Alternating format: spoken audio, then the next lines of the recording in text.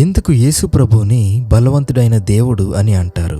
యెషయా గ్రంథము 9:6లో యేసు ప్రభు గురించి ప్రవచిస్తూ ఆయన భుజముల మీద రాజ్యభారముండును, ఆశ్చర్యకరుడు, ఆలోచనకర్త, బలవంతుడైన దేవుడు అని ఆయనను సంబోధిస్తారు.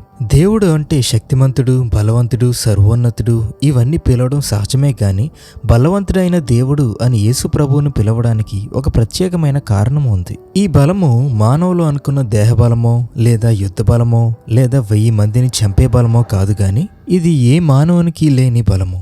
అదే పాపమును జయించే బలము. కానీ ఇక్కడ కొంచెం శ్రద్ధగా వినండి.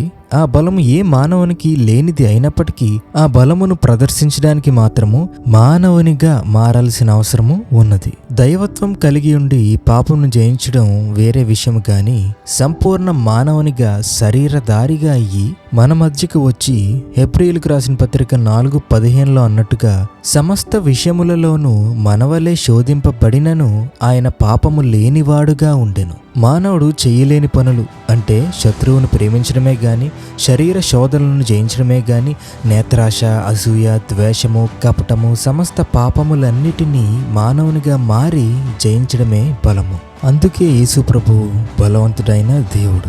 ఈ రోజు నువ్వు ఇది చూస్తూ ఏదో ఒక పాపంలో ఏదో ఒక వ్యసనంలో పడి నీ నిగ్రహ శక్తిని కోల్పోతున్నావేమో, వద్దు వద్దు అంటూనే పడిపోతున్నావేమో. ఆ బలవంతుడకు దేవుణ్ణి అడుగు, ఆ పాపమును జయించే శక్తిని పొందు. దేవుడు మనందరినీ దీవించునుగాక. ఆమేన్.